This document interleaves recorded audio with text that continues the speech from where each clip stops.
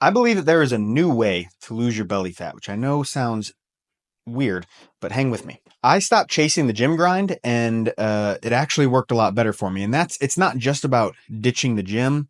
I think there's some stuff that you've already heard, but I have some new learnings, some new ways of applying this stuff that I think is really going to help you. So here's what actually worked for me. First, um, I think that we get too used to these platypus programs. What I mean by that is a platypus is like, I don't even know what it really is. I mean, it's like, it's obviously got a duck bill, right? It kind of looks like a manatee. I don't know. Maybe I'll put a picture of, of one up. I don't even remember in my head all the features that it has. It has flippers, right? Or is that a manatee? I don't even remember. A platypus is a bunch of different things coming together, and so it really does look like multiple animals. Like God was just having fun and wanted to play a practical joke. So we need to not be doing that with our program. Shocking the body. Whenever I was in college for exercise science, um, 10 years ago was quite a big thing. It was like keep your body guessing, you know. You'd go into the gym and I'm doing weightlifting today. Just kidding. I'm going to the treadmill, and that's, you know, a joke obviously. But keep the body guessing, shock the system. That was something that was pretty popular. And I know that hasn't necessarily been like talked about a whole lot lately, but also I don't think we've talked enough about sticking with it and trusting the system. So you need a plan for you that is the best for you, and trust it and go that direction. There's a few reasons for this. First, you get better with practice, you know? So let's say that you do want to eat paleo for whatever reason. That seems like a diet that's on its way out. But let's say you want to eat paleo. You're going to get better and better and better at eating paleo. You're going to build up the habits that are required to eat paleo, or same thing with keto, or, you know, calorie restriction and following my cookbook, which we're going to talk about totally free. Link in the description. It's delicious. But whatever it is, get good at making those recipes, get good at thinking that way. And, you know, if it's intermittent fasting, you will get better and better and better at intermittent fasting. But it's not just with your diet, it's also with your, and that's what I mean by a platypus program, or I should have said a platypus plan, meaning the whole thing. It's not just your diet, it's also your cardio and the method of you getting steps or whatever. If you are rucking and you're putting weight in a backpack and you're walking, you're going to get better and better and better at that. You're going to go from 10 pounds to 20 pounds to 30 pounds if you stick with rucking. And that means your calories are going to go up. Same thing with, you know, a treadmill. If you're walking on a treadmill, you're going to get better at that. And that doesn't mean, okay, I've gotten good at this. My body's adapting and burning less calories, so I'm going to go do something else. It means stick with it and now make it harder. Whenever you're doing cardio or walking or, you know, weightlifting or whatever, that's the point, is your body does adapt to that stimulus, and we want that. So let's say you're lifting 10-pound dumbbells and you're doing it 15 times, and eventually that gets easy. You will stop growing, and it will become an ineffective exercise if you don't increase the weight. But now that you're stronger, you can increase the weight. So take advantage of that increased fitness. It's the same thing with your cardio. If you are on the treadmill and you're at a 2% incline, eventually that will get easy enough that you are going to need a 3% incline. If you stay at the 2%, then yes, you'll burn less calories. Your body has adapted. But if you go to the 3% or the 4% or the 5%, now you have the capacity to do that, and you can burn more calories for free, meaning you don't have to put in extra time. You can work harder in the time that you've been given. And so the whole plan needs to be trusted. And now, yes, you need to have the right plan, or at least one that fits your system. That includes your diet, that includes your cardio, that includes your resistance training. I'm using Olympic rings behind me for my resistance training right now, and I want to stick with that. There are some days that I'm like, man, I kind of miss weightlifting, but I don't want to just keep going back and forth and make it a platypus program. The next thing that really seemed to work for me, and this is actually kind of, I was just thinking about as I was reviewing my notes. It's kind of the opposite of what I was just talking about. Uh, I'm gonna call this one the road trip from hell. Imagine you're on a road trip. We'll talk 17 hours, something like that. It's long, it's significant. And you have 3 songs and they keep going on repeat, or 2 podcasts and you just keep listening to the same 2 podcasts over and over. That would be maddening, right? And so switch the station, keep yourself sane, get a little bit of variety going. I used to try to eat, you know, like a bodybuilder, you know, chicken, broccoli, and rice, um, or steak and berries, strawberries, and potato. And that's not bad. That's good. If you can do that, that's great. But for me, that didn't really work. And I just got bored of it. So here's what does work. This one has to directly go with the foods that you're choosing to eat in your diet. So this is basically chicken, broccoli, and rice is over. The bodybuilder meal is, I think, completely over. Now, you've probably seen this if you're on Instagram, if you're on YouTube Shorts. It's really big on Instagram, where there's these recipes popping up that are like surprisingly good. And that's what I've tried to collect some meal prep size recipes in my cookbook, which again is totally free, link in the description. But there is a way of eating now that you don't have to be miserable. You don't have to, have a vegetable and a protein and a fruit and a whole grain. You can combine these into recipes that are delicious. There's all kinds of stuff from, protein pancakes and protein pudding all the way to, pasta, like in my recipes. I have actual pasta noodles. They're not the miracle noodles or anything, or, it's not zucchini noodles. It's real pasta. It's just got so much low fat or no fat dairy and so much lean protein that it makes the volume of the meal really, really big. And so that's what I mean by a new way of eating and switching it up so that you are never bored and you're never trying to eat the same thing. Now, some people, they do actually thrive with a meal plan.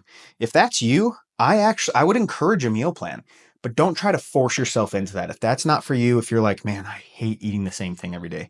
A lot of us, a lot of my clients, and I'm with them, breakfast can be the same every day. Snacks can be similar. But for me, lunches and dinners are switched up with whatever I meal prep for my cookbook.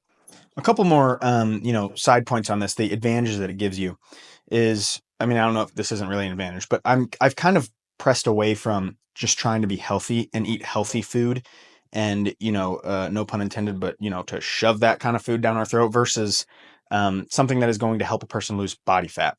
Now you can always add, more vegetables into your diet. You can always add more fruit. I really don't think anyone's going to get fat by adding those into their diet because they're going to accidentally eat less elsewhere.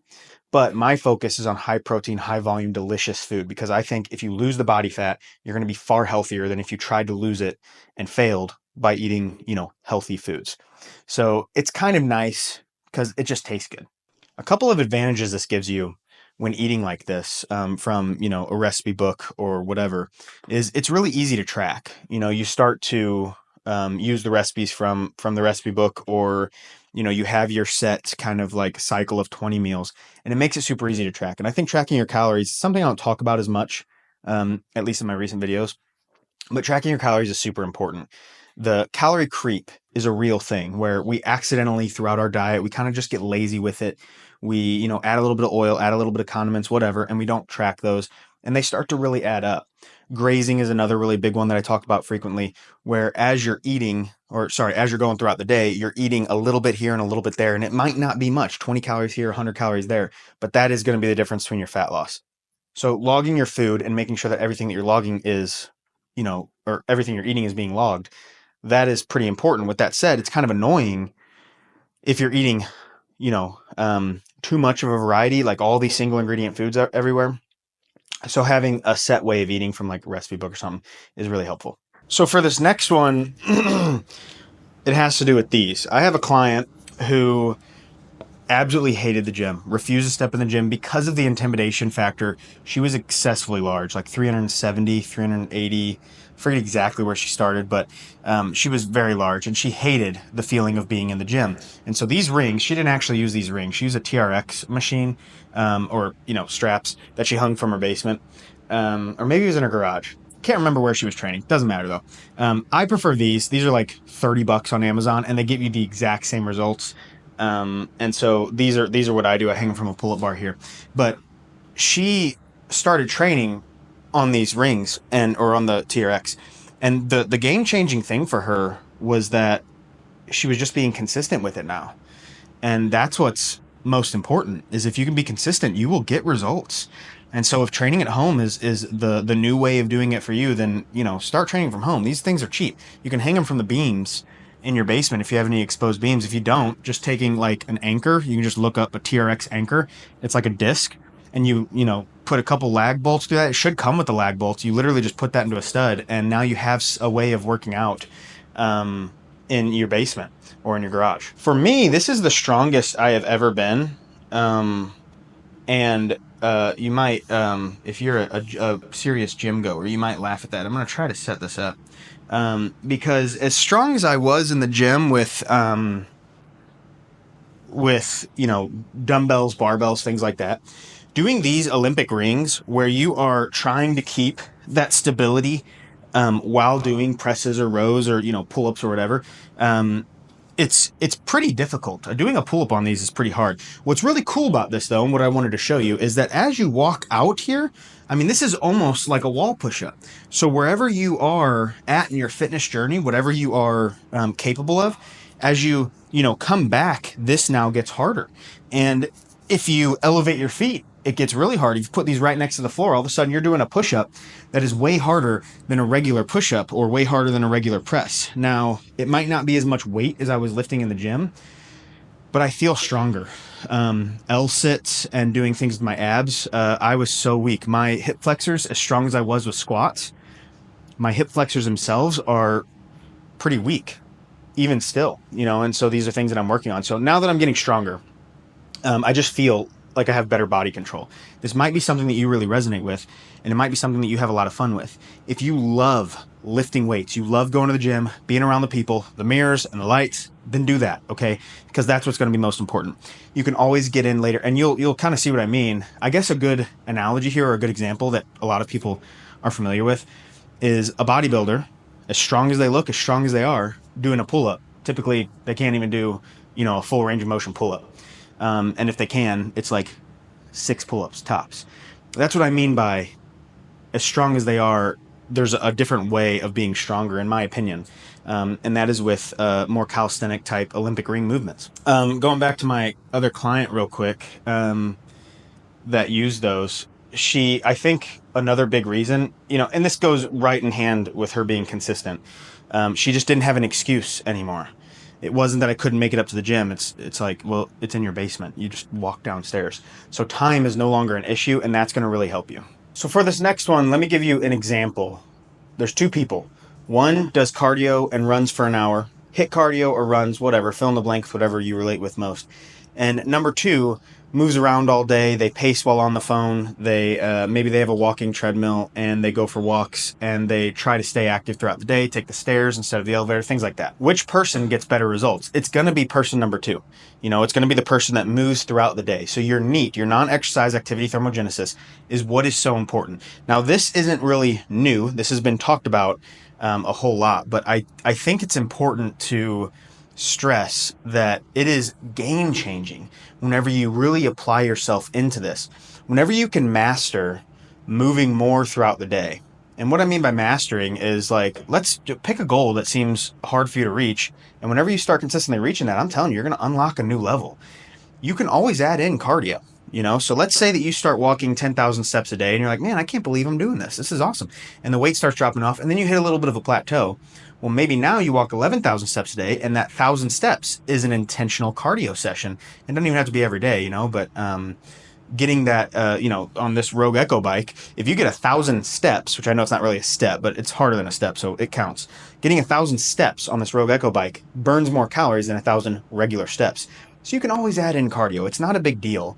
I'm not saying to skip cardio for your heart and your lungs and everything, but I am saying it's pretty cool to unlock this thought of, I don't need to kill myself with endless cardio. I don't need to do high intensity interval training. I don't need to do battle ropes or the Stairmaster. Now, I love the Stairmaster. I love battle ropes. I use these things. If you love them, I'm not trying to take it from you. I'm just saying, maybe we press more into steps. We can always add in cardio as well. And that's only going to help your steps get a little bit higher. Of my 14,000 steps that I try to get per day, that I usually almost always do, 1,000 to 2,000 of them are some intentional cardio. Sometimes it's as high as like 4,000. And on those days, my steps will go to like 16 or 18,000. So it only helps. If you are serious about your fat loss and you want to actually achieve some results, I'm going to put a video right here that's about the 9 habits that I would have my clients master if you were to lose weight and lose it and keep it off.